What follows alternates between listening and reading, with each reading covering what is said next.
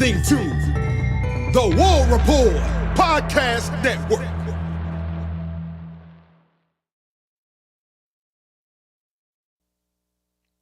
The Oklahoma Sooners are going to be taking on the Missouri Tigers today, and a matchup that means a lot for the Oklahoma Sooners. It means a lot for the Missouri Tigers. It means more for us because we need more wins, all right? We need another win for bowl eligibility. We're going to talk about this game. We're going to preview this game in this pregame matchup, this pregame show here on the Sooner Spotlight.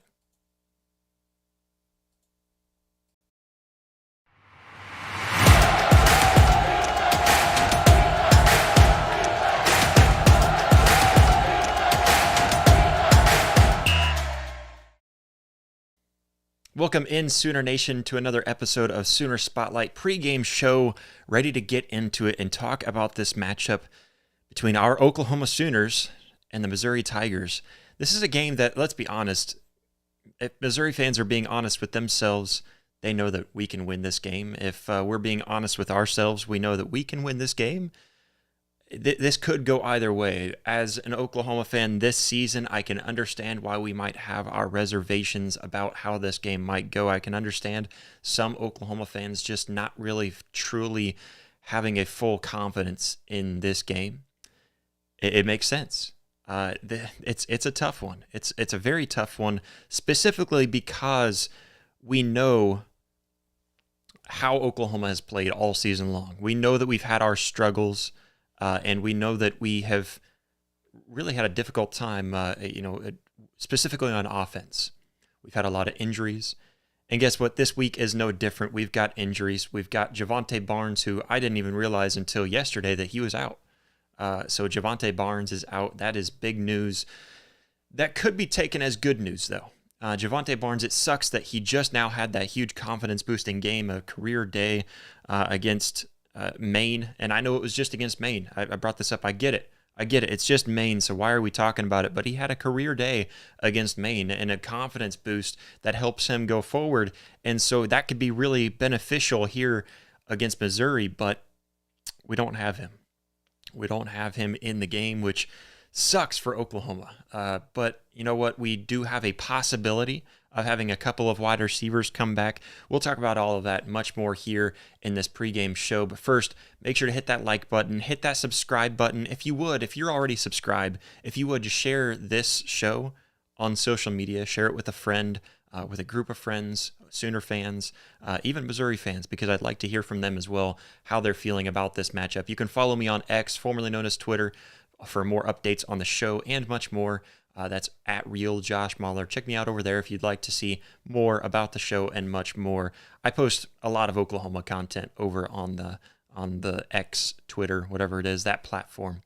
But let's get into it. Oklahoma versus Missouri, 645 SEC Network. Oklahoma opened up as a 2.5-point underdog, where now that has completely shifted because of injuries and because of how people are feeling about, hey, Oklahoma just had a little bit of a confidence boost, where Missouri just got handed their butts to them, had their butts handed to them by Alabama, 34-0.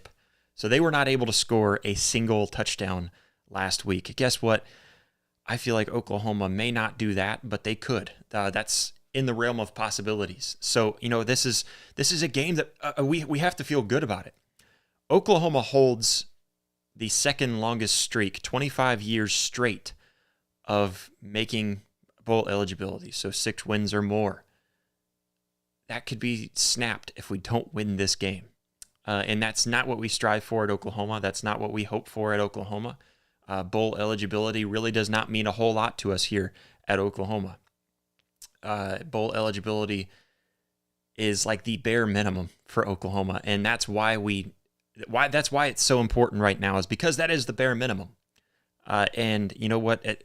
For Oklahoma, let's look at our defense, because that's obviously been the strength of this team. And although the stats don't give this defense the credit that they deserve, they are 32nd in scoring defense, 21.9, 22 points per game, 32nd in the nation. Now, I believe that also accrues, just overall scoring. I believe that accrues some of the defensive scoring that we've allowed. I also, another part that goes into that is just the fact that teams have been allowed to start across the 50 and into attacking territory very early. Very early in games. They've been able to do that throughout the season, and so it's been the offense that has been the overall struggle for this Oklahoma team, and we know that, we understand that, but it's important to bring up this defense, give them their flowers, because we as Oklahoma fans know how good they are, and we know that this week, even though we don't have Javonte Barnes, that's a big loss for us. We might have Jalil Farouk. We might have Deion Burks out there on the field. That's a possibility. That's not totally known for sure. That's just what we are hoping. That's something that I think we're putting a lot of high hopes into, is that we have both these guys out on the field for us when it comes to game time. But we have to also recognize that Missouri does not have their starting quarterback in Brady Cook. He is listed as out, as in he is not going to be playing in this game, which is huge for this Oklahoma defense. And that's why I bring up the defense first, who's only allowed 21 points per game. And again, that is misconstrued for some of the lack of offense. So this has been a very good defense. We have succeeded in many ways in shutting down the passing game. And that's something that we're going to have to keep on doing. And of course, without Brady Cook, I think that that's very, very much possible. The passing game, 226 yards per game. I think honestly, in today's college football, it doesn't get much better than that. It's very tough to hold any team under 300 passing yards in a game. And so 226 yards per game, even though that's 67th in the nation, that's still a dang good defense, especially when we compare to what Oklahoma's used to and what we've had in years past. I think a lot of that, too, has been explosive plays, so maybe Missouri recognizes that. They do have a couple of good receivers in Luther Burden and a guy that we're familiar with at Oklahoma, and Theo Weiss Jr. But overall, I think that we can shut that down. I think we can slow that down because this defense is going against an offense without their main quarterback. So we know that we can rely on that. We know that we've got something to hope for there. So you know what? Let's kind of cheer for that. This passing defense. Overall, our running defense has been what we have really leaned on. What we've been extremely excited about. Extremely proud of this rushing defense, only allowing 106 yards per game, 13th in the nation. That's right. We're in the top 25 in the nation, top 20 in the nation, top 15 in the nation in rushing defense. That's an Oklahoma defense that we can be proud of, and we know that we can shut this Missouri run game down. This run game that has it's been able to put up 170 yards per game. I believe that we can hold them under 100 yards today because they're going to have to lean on that, and we know that. We know that we can slow them down. And and on top of that, that passing game is not going to be as effective without Brady Cook. I really don't believe in their passing game without Brady Cook in the game. Drew Pine, he's not a great quarterback. He's thrown no touchdowns, 3 interceptions. He's only thrown 248 yards since taking over for Brady Cook this season. Only 4.5 yards per attempt. He's not a good quarterback. He's not. The only way that I see their run game really being effective is if they're able to get Luther Burden on some of these screen plays and stuff that he's been able to be effective on here and there throughout the season. Not a lot of touches, but they have gotten him involved in the run game. He's able to break off for chunk plays. So that's one way that I think is possible for Missouri to attack this Oklahoma defense. Again, I don't think their passing game holds much threat with Drew Pine in at quarterback. And I don't think that their run game, who has been able to rush for 170 yards per game, I don't think they're going to be able to do that when they're going to be so one-dimensional. This is very similar to what we see with Texas going against Michigan. Not quite to that extent, because I think Michigan has a better running offense than Missouri is. And I also think that Michigan was more one-dimensional in the fact that they really don't have any key players on the outside, and that Michigan didn't try to throw the ball at all. I think Missouri is going to try to throw the ball with Drew Pine. This defense for Oklahoma, going back to the defense again, we've been known for being able to turn the ball over in the past, but we haven't been doing that in the last several weeks. We haven't been able to win that turnover margin And we haven't been able to really take a hold of those turnovers and make them into ours. We haven't been able to force that ball out a whole lot. We saw that from Robert Spears-Jennings last week, where he was able to come from behind and punch the ball out. That's a big play. That's something that we need more of. But we need to be able to seek after that ball when it's in the air and take interceptions away. We need to be able to have tighter coverage on the passing defense. We need to be able to, punch that ball out more than just one time last week. Especially against Maine, I expected us to have had 3 turnovers. So that's something I've been disappointed in this defense, is that they haven't been seeking after the ball. They haven't really been, that heat-seeking missile towards the ball the way that we saw early on. What was it, 6 turnovers in that Temple game? We were ranked at the top of the nation for so long in turnovers, and that's something that this defense hasn't been able to do against anyone. We've been losing the turnover battle, and they keep on showing that stat up on the screen when we're watching the game, that when we lose the turnover battle, we're getting blown out in games. And so that's something that we've got to do today against Missouri, a game that we can win. It's a ranked opponent, even though I don't think they deserve to be ranked. I don't think Missouri has been good all season long. I've been talking down Missouri all season. I really don't believe in Missouri. I don't think that they've ever been good, even at their full strength. And you know what? It's pretty pathetic. It's a pathetic team. Real quick, just a reminder, just to hit that like button, hit that subscribe button, jump in the live chat. We will jump to the live chat here in just a moment. So throw out your concerns about this game, your predictions, all that fun stuff. Hit that like button and jump in the chat. I will throw out my score prediction earlier on and preseason was Oklahoma 35-17. We'll see how that differs today. I'll get to my new official game time decision game prediction, overall score prediction here in just a minute. But talking about this offense, and you know what? Let's go ahead and jump down. I see William is in the chat, and he's our resident Tennessee fan. He says, first, he says, howdy there. Good luck today. Good luck to you as well, William. He says, offense seems better since the new OC. Yeah, the offense does seem a lot better. The offense seems like they've been clicking. They've seemed like they've been able to get something together. But again, we'd also have to recognize that the offense had Maine on the schedule since an offensive coordinator. We did look better against Ole Miss. I will say that. We weren't able to close out certain drives. I feel like we should have taken the field goals when we needed them. And there's a lot that goes into it. I don't think the offense has been flawless. I think they've shown a lot of improvement. And I also think that the game plan has been simpler for Jackson Arnold, which has been huge. And then also Sooner Yankee says Xavier Robinson is available. Yes, he's available. He was a huge who the heck is this guy against Maine. That was big. And then we also have Taylor Tatum. We have Sam Franklin, I believe, was a questionable, if memory serves me correctly. I don't have that pulled up right now on the I can probably pull it up pretty quick, though, on the injury report. Yeah, so I mean, those are a couple of guys that we can look at.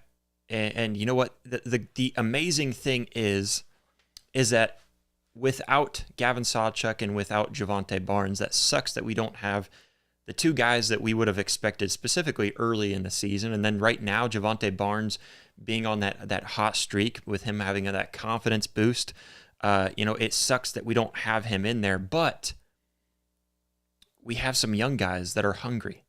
We have some young guys that want to prove themselves going into next season. I say this could be a huge game for these young guys, specifically Taylor Tatum. He needs to hold on to the ball.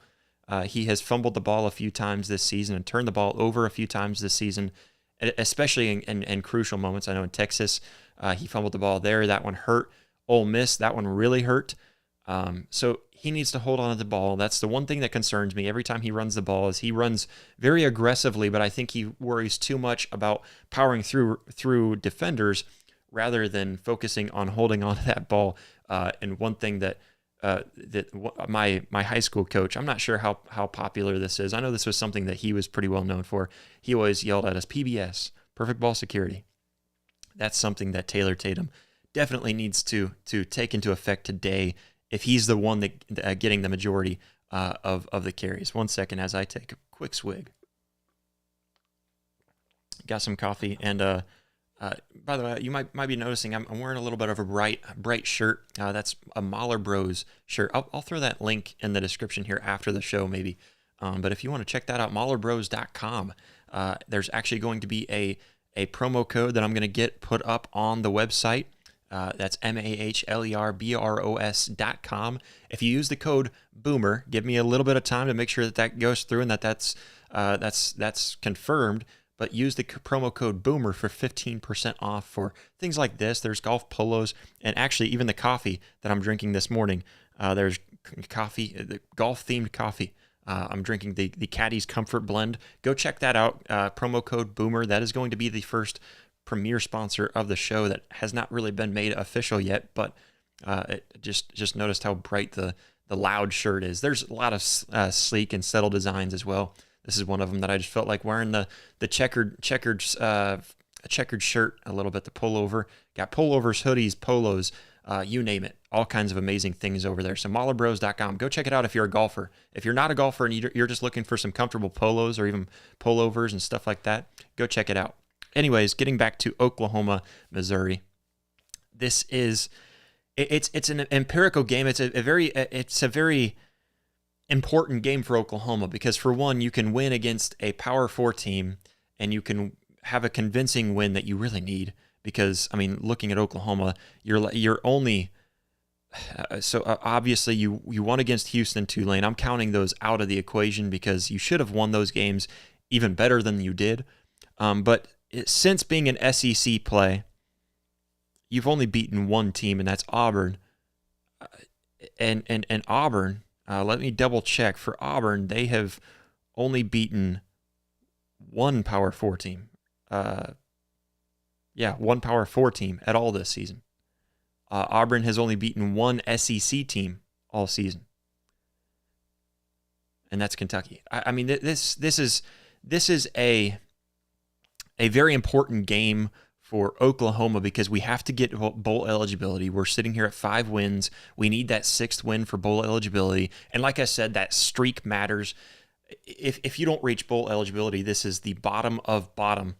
This is the absolute rock bottom. It's already rock bottom, but then you go below rock bottom if you don't even reach bowl eligibility. So this is very important. And let's be honest with ourselves too. It's not out of the realm of possibility with this defense and the way that the offense has been able to improve themselves in the last couple of weeks. It's not out of the realm of possibility that we upset Alabama at home. I'm just throwing that out there, that's not out of the realm of possibility, that we upset Alabama at home if we can win this game. And you end the season with 7 wins.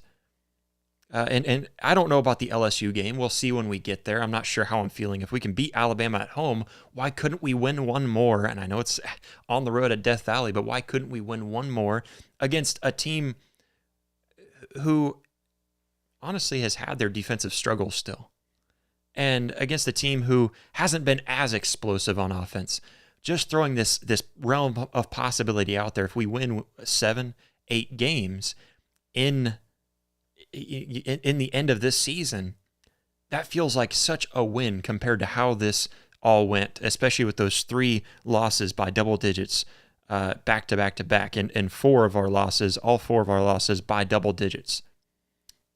To win 6 feels like, hey, we've got something to build upon for next year. To win 7 feels like, man, the fact that we were able to pull out 7 in a season that started off the way that it did and ended up going the way that it did down the road, if we were able to pull that off, and I'm not saying that I believe that's probable, I think it's possible, but another thing that is very unlikely, but if we were able to think so positive as to think that we could win 8 games, how amazing would that feel to finish the season off hitting that over? Remember, we were expected to only win 6 or 7, or let's see, we were at 7.5, so 7 or 8 games was that. If we could win 8, we hit the over for what Vegas expected of us, and we feel pretty good about, hey, we ended this season way better than what we would have projected ourselves after the Texas game, especially after the South Carolina game, and even more so after the Ole Miss game. So I'm not putting that out there saying a projection. I'm just trying to think positive for our team because we have to rally around these Sooners, and we have to rally around what's left of this season, regardless of how pathetic it's been. Going back to William, he says this will probably be a better game than ours today. Hey, I'm curious if that Tennessee game is able to be as big of a win as I hope that it can be. You guys are 25-point favorites. Mississippi State's been good at keeping it close with good games, so I wouldn't count that game out of being a good game. But obviously, I'm picking Tennessee to win, and I think they win by double digits. So you're probably right. This probably will be a better game, and especially if we're able to win by double digits. But he also says the road games in the SEC are brutal. They are, but Missouri, to me, is not really they've had some upgrades to their stadium since being in the SEC. I will give them that.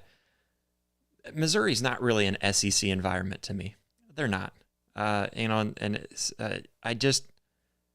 SEC is very tough to play on the road. I will agree with you there. But if you're talking about Oklahoma going to Missouri, we've played them in the past. We know who they are. And you know what? I think we're going to be able to handle business just fine today, especially without Brady Cook. I'm feeling more and more confident about this game than I would have prior to this week. And looking forward, I thought for sure we would have been able to handle Missouri early on in the season. I also thought we would have been able to handle South Carolina. I think that was a lot of coaching mistakes. I think that was player mistakes, obviously, on the field, turning it over the first 3 drives of the game. Going down 21-0 doesn't help you at all, but anyways, going on. Sooner Yankee says, there you go, positive thinking boomer. Well, Sooner. Yeah, I mean, I'm going to think positive for the end of the season because honestly, I thought we were going to end with just 4 wins. We've got 5. We've got a chance for 6 today, which I think is extremely achievable. And then on top of that, if we're able to win that 6, I'm hopeful for a 7th because maybe LSU, which Alabama LSU actually play today, that's going to kind of tell us a little bit more about each of those teams. If we're able to pull off an upset in one of those 2 games, which is not probable, but it's possible. That's all I'm saying. So I'm going to think positive in that regard. And so that's what I'm very hopeful for the ending of this season, and just going forward because Oklahoma is very disappointed in how our SEC debut has gone. Specifically that South Carolina. I think the South Carolina loss is the one that hurts the worst because we should have won that game. And I think personally, if you would not have had Michael Hawkins start that Texas game or that South Carolina game, the Texas game looks a little bit better than it was. And I also think that the South Carolina game could have been a win. Not saying that it would have been. I'm saying that it could have been a win because you don't have the 3 turnovers, in my opinion, if Jackson Arnold started that game. I think sitting him in the Tennessee game was the right decision. Starting Michael Hawkins in the Auburn game was questionable, but I can understand the decision. After seeing how Michael Hawkins performed in that game, I know he won.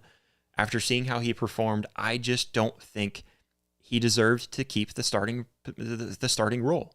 Jackson Arnold kept on working his butt off and working his way back to that starting position. I think he earned it by the time we got to Texas, but he didn't play at all in Texas, which was mind-boggling to me how we couldn't put him in the second half to do something. South Carolina, you had to start him because Michael Hawkins played terrible against Texas. I'm just going to throw that out there. He played terrible against Texas. I love Michael Hawkins. I hope he sticks around, okay? I really do. And I see potential in him. I do. I see a lot of potential. It just wasn't meant to be this year, and it wasn't all on him. Like I said, the play calling hurt him a lot, so I'm not putting it all on him, but the South Carolina game was unacceptable. And after the first turnover, I think it was even more eye-opening. Hey, we need to pull him out. They put him in there and for a second turnover. Then they throw him in there for a third turnover, 3 in a row. Anyways, those games felt like, man, we should have won, and then Ole Miss felt like we imploded, and we had a lot of things go wrong that should have gone right. And that was another one that we could have won. We could have won, but we weren't able to get certain things going. And then, of course, Maine felt like a confidence boost. It just felt like we did what we should have done against Maine. I know it's just Maine. I know. I get it. You can make fun of us for being happy about that win. It's not that we're happy about the win. It's that we're happy that we won the way that we did. And I think any team could feel that way. That's what's truly important. William says, if you can run the ball, you can beat Mizzou, and I think we can run the ball. After seeing what we did with Javante Barnes last week, there's no excuse for why we can't. And guess what? We've got a young offensive line that is also in the same boat as what I just mentioned a moment ago. The young running backs have a chance to prove themselves. This young offensive line also has a chance to prove themselves. Logan Howland was one of the best offensive linemen in the game last week, and I loved seeing what I saw from him. Eddie Pierre-Louis, he looked great as well. I'm very excited for what we see. Volcano says, hey, Tennessee fans, I love you guys, man. Like Tennessee, this is why it's so easy to root for you. Volcano says, I think y'all win today. Appreciate it, Volcano. I think I speak for Sooner Nation when we say that we're cheering for you guys, especially after that Alabama win. That was huge. Who do you guys have left for Tennessee? I know it's totally off topic, but we got volunteer fans in here. Let's talk about it. Mississippi State, I think you guys win pretty big today. I think you guys win by 15 points. I'm not sure about the 24.5 point spread. I think Mississippi State's just kind of a goofy good team. Georgia's tough, but I feel like you guys can beat Georgia. It's at Georgia, which makes it really tough, but the way that you guys performed against Alabama makes me have a lot of confidence in Tennessee, so I'm not ready to call it yet. We still got a couple weeks for it, so I guess next week, right? So let me bounce back to that game next week. This will be an Oklahoma-Tennessee podcast as long as you guys are a part of it. And then you got UTEP Vanderbilt. You can beat both of them easily. You know what? Vanderbilt's been very good and surprisingly good all season long. I think you guys dominate them by like 20 points. Just throwing that out there. Anyways, back to the Sooners. I apologize. I want to talk about Tennessee too, though, because you guys are awesome. Let's see, Jimmy Satterfield. Let's jump down to that one. He says 27-17 OU. I will get to my prediction here in just a minute, but I like that prediction. I think OU can win by double digits. I don't know why we couldn't. I will get to why I think that we can win by double digits and why I think we should. Anyways, going on, Volcano also says, before the season, I thought Oklahoma-Alabama will be a phenomenal game. I agree with you. I thought that was one of them that I was really looking forward to. I thought Alabama kind of on one of these questionable seasons. We'll see what they do tonight. I'm curious what they do in Death Valley. I picked them to win tonight in our other show. I've got another show, Rising to the Occasion. We did our pregame talk, preview, and for College Game Day.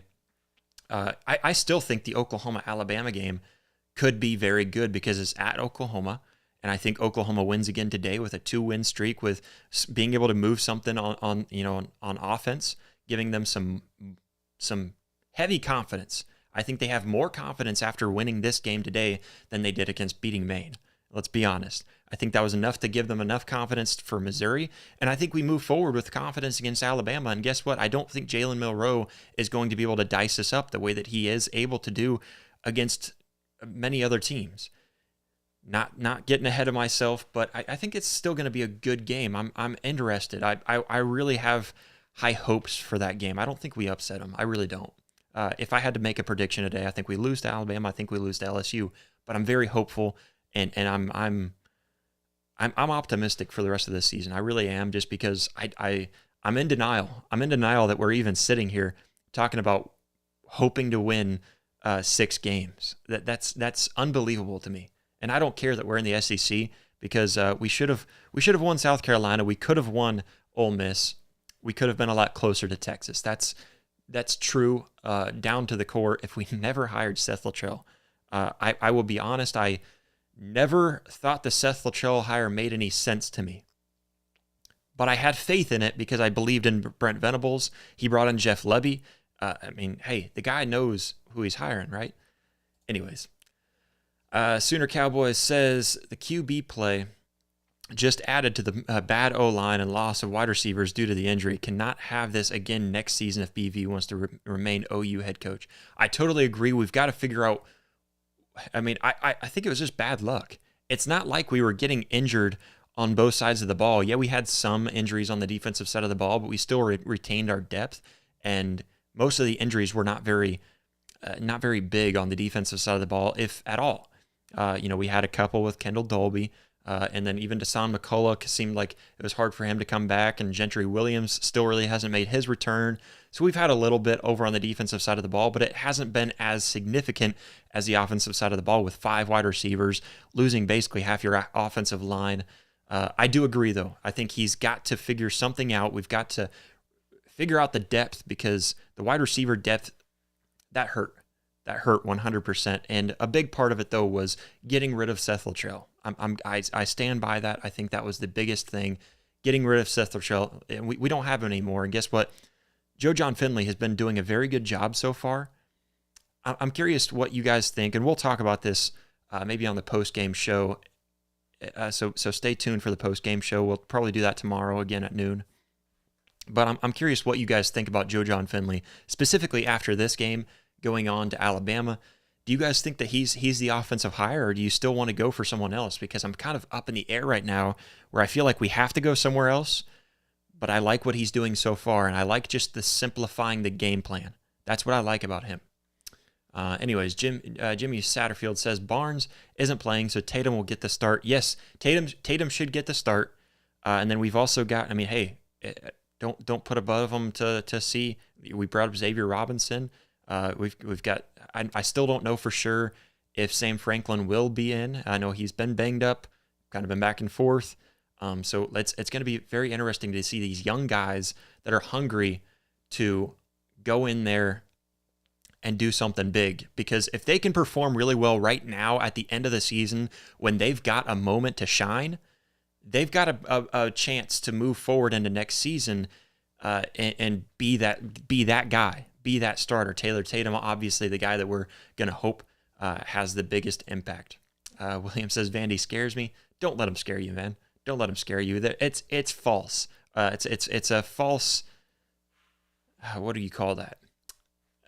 They're not truly as good as they've been. I mean, look at who they've played, man. You guys got this. You guys got this against Vandy. I believe in it. Sooner Cowboys says 31-10 OU. I love that prediction.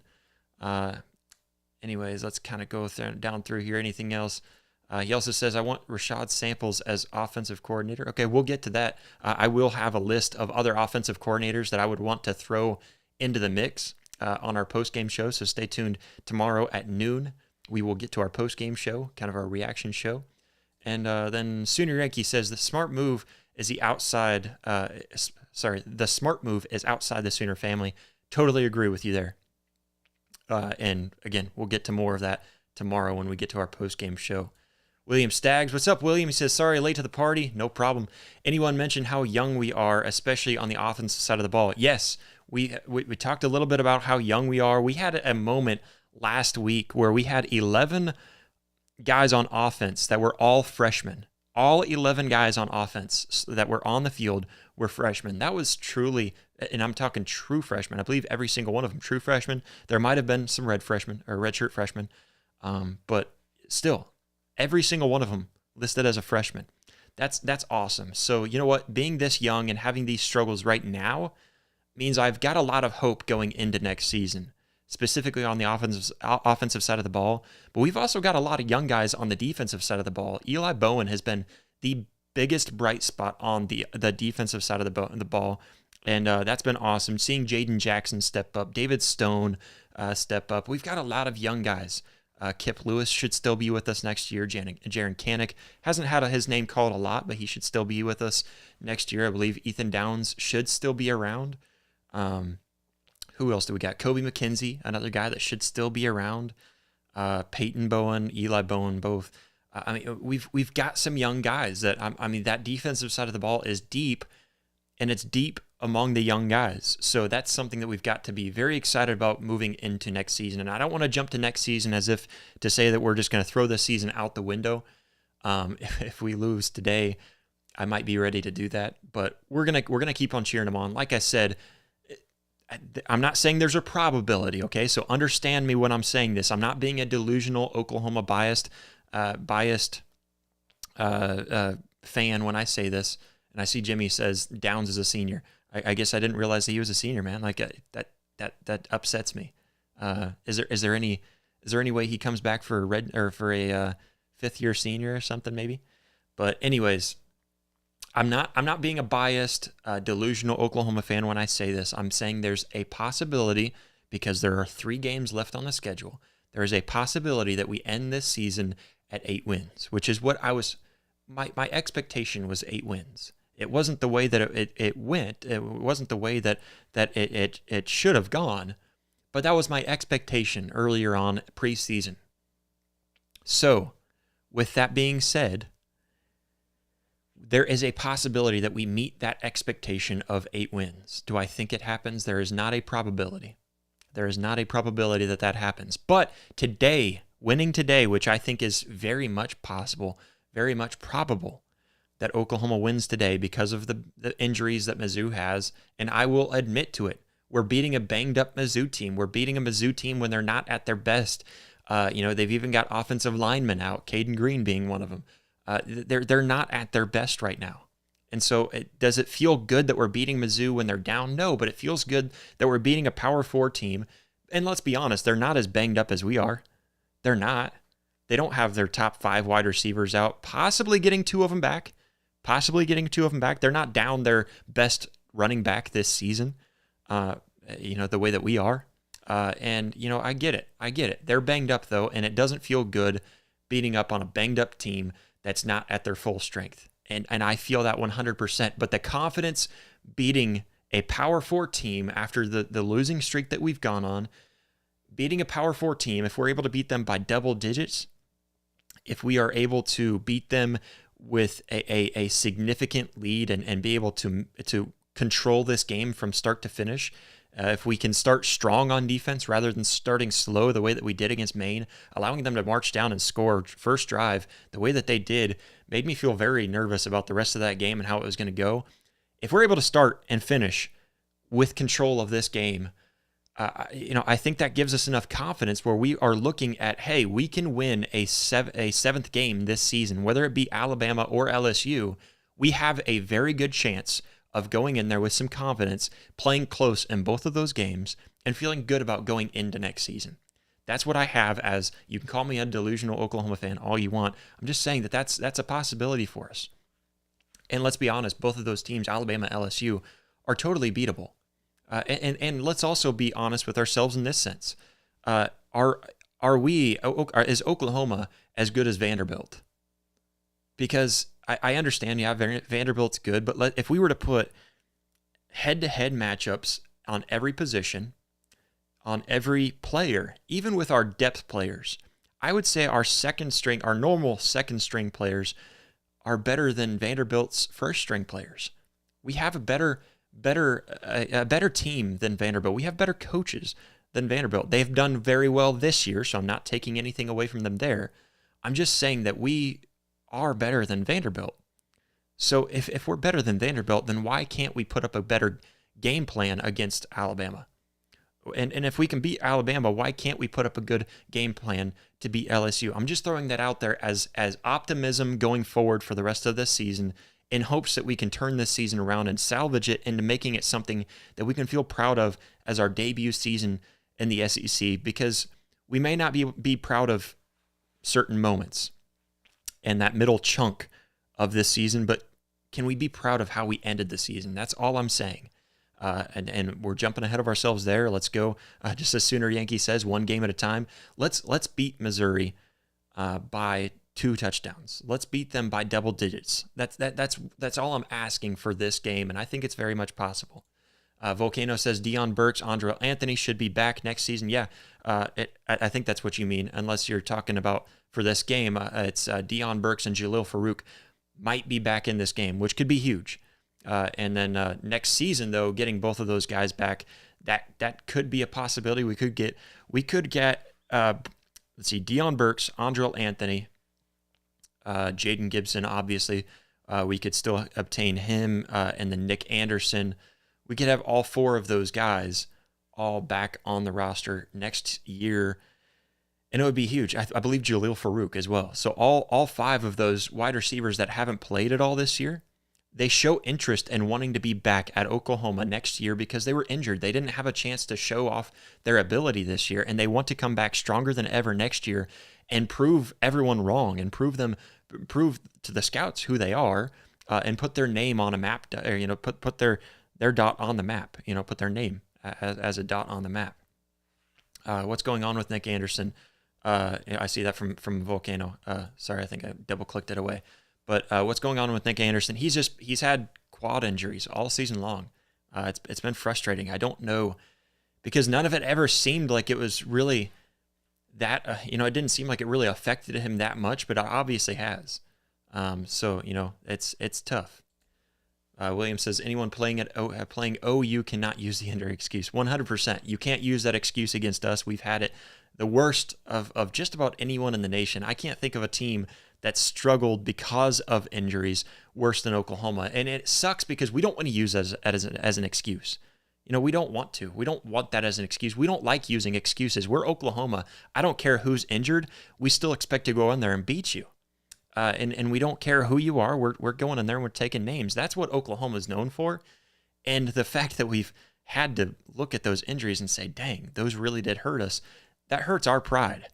That hurts our pride. So we hate that. We don't like to say that. We don't like to use that. But you're right. You don't have any excuse with the injuries that we've had all season long. We will have a very young offensive line, a lot of freshmen playing on the offensive line. We're going to have some young wide receivers still playing. If we do have Jalil Farouk and Deion Burks both in the game, I feel like this could be a really big game. But for knowing what we do know about Oklahoma, let's get to score prediction. Like I said earlier on at preseason, I had Oklahoma 35-17. I'm looking at this Missouri team, and I'm recognizing that this Missouri team doesn't have their starting quarterback. I'm recognizing that this Missouri team was not able to score at all against an Alabama team, Alabama defense, who I think is very comparable to Oklahoma. I think Oklahoma does let things break a little bit more than this Alabama defense tends to allow things to break consistently. So I will give Missouri 10 points, but I think this offense is going to utilize the fact that they've got hungry freshmen that want to prove who they are and prove what they're capable of. And I think Oklahoma comes in there and makes a statement with this game. I saw somebody make a 31-10, very close to what I'm feeling, 34-10 Oklahoma. I think that our defense is able to slow this offense who doesn't have much going for it. I think we're able to slow them down. I think we get some turnovers. I don't think we have a lot going on offense as far as yardage, but I think that we are put into scoring position a lot. I think we're in scoring position. I think we're on the opposite side of the field a lot because I think we can get a couple of turnovers. Who knows? 2-3 turnovers, and we win the turnover battle today. I think that's very achievable for this defense, and this defense needs to be hungry. This defense needs to feel like, hey, we've got something to prove for the rest of this season. Just as I mentioned, we've got 3 games ahead of us that we have a possibility in pulling off the wins and ending this season unlike what we thought earlier on in the season. Volcano says, you think Nick Anderson will be back this season? No, I don't think he will be. And I assume, I'm not sure if he's able to redshirt. I'd have to go back and look at that. I'd have to really confirm that. But I do think he's going to be back next season, and I think he's going to be stronger than ever too. I think he's really going to try really hard to come out. I think all these wide receivers want to prove something. I think this team wants to prove something next year, and I'm very excited about what we've got going into next season. Williams Staggs says, I would like to see an impactful turnover from the defense. Haven't seen one in a while. It feels like, yeah, there really hasn't been. And it sucks because we started off so strong on defense, specifically in the turnover battle. And I'm right there with you. I want to see that. And you know what? 34-10 is what I'm feeling because I think that we can get those turnovers, and I think that we can put this offense in scoring position. I think we can put them in a good position time and time again. And even without the turnovers, I think we can keep their offense backed up enough where Oklahoma at least has good field position. If we're not across the 50, we're right up there, maybe at the 35, 40-yard line. That's what I'm feeling, and I feel like we've got a very good chance to make a statement in this game. Because again, are we going to be that happy that we beat up on a worn-out and worn down Missouri team. Not necessarily, but we're going to be happy with how we win this game. And if we can win the game 34-10, I'm feeling pretty good. Sooner Yankee says 34-9 because they go for a 2-point conversion for no reason. How's that going to 34-9? That would be 34-8 then. Maybe that was a typo, but 34-8 maybe. Otherwise, I'm not really sure how you get the extra point on there. But anyways, 34-9, pretty close to what I'm feeling there. I think you're kind of going, unless you're talking Oklahoma goes for 2-point conversion. And then Sooner Cowboys says Nick Anderson is redshirting. Okay, that's good to hear. I haven't seen that news, but I also haven't really been paying too much attention to Nick Anderson so much as the guys that I know should be making a return this year, hope to make a return this year. And if we can get Jalil Farouk and Dion Burks in just to get their feet wet again and get the rust kind of working off in this game and not utilize them too much, get them like 3 or 4 touches and then keep them on the sideline, let them rest for next week. Not next week. Next week's a bye week, but for the next game, hey, we've got a lot that we could look forward to if we can get them working free and feeling good again. That's all I got to say. But pretty much all I got for you guys today. Appreciate everybody so much for tuning in. Go over to Soonerspotlight.com for everything that we do. We've got all kinds of merch and stuff that you can go check out over there. We've got some extra content over at Soonerspotlight.com. Hit that subscribe button. Hit that like button. Appreciate everybody so much for tuning in. Sooners play at 6:45 Central Time today against the Missouri Tigers. A chance for us to become bowl eligible for the 26th season in a row, and looking good. We can just feel good about moving forward. All right, let's move forward. Let's just move forward and have optimism for the rest of the season. Let's win 8 games this season. Let's do it. Total optimism coming from me over on this side. Everybody have a good game day. We'll catch you next time. Boomer.